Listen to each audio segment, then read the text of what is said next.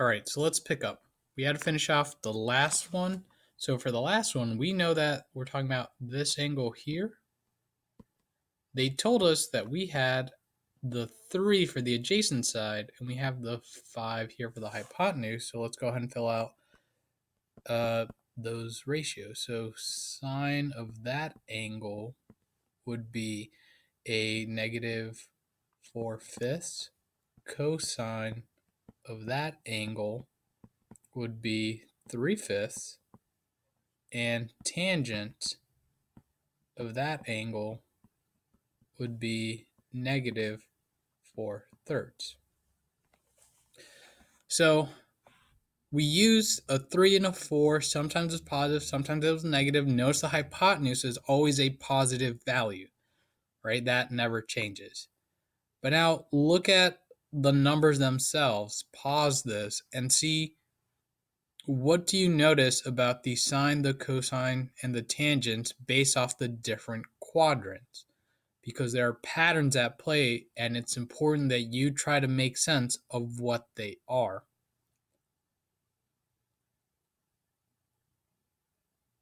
So now that you've paused it and you're picking back up, let's discuss. So,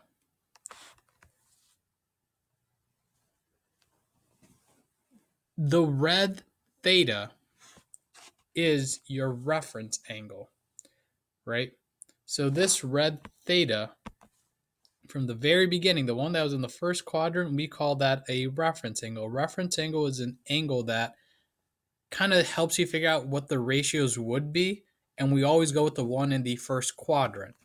So that theta is actually about 36.89 degrees.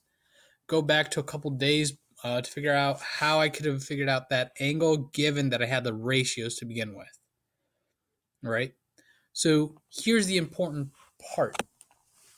If I know that angle, that red angle, is 39.89 degrees, here's how I use it for the other angles.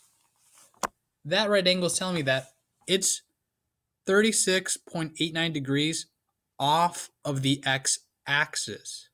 That's how much I have to rotate to get there. So if I'm talking about the blue angle, the blue theta, well, I'm trying to figure out, well, how far would that angle have been? I know that it rotated 36.89 degrees off of the x-axis, but it's not the same x-axis, right? Because that one's on the negative side.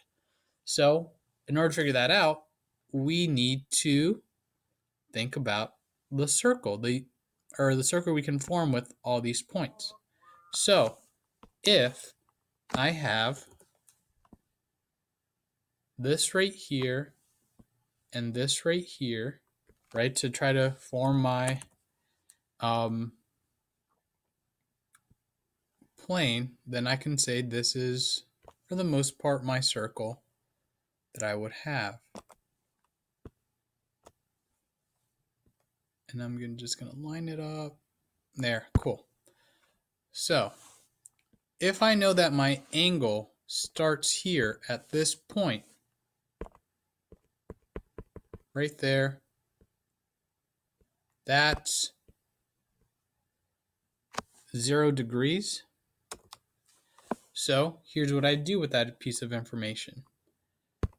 If this is 0 degrees, then that means that as I rotate all the way around the circle,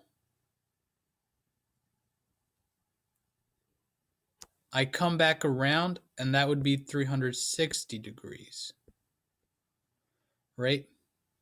So then if I'm talking about this angle over here, well, that's just half of the amount.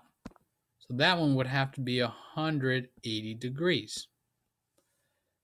So we'll pick this up back video and try to tie it all together, because it's important that we realize how and why I'm going to do some of these calculations.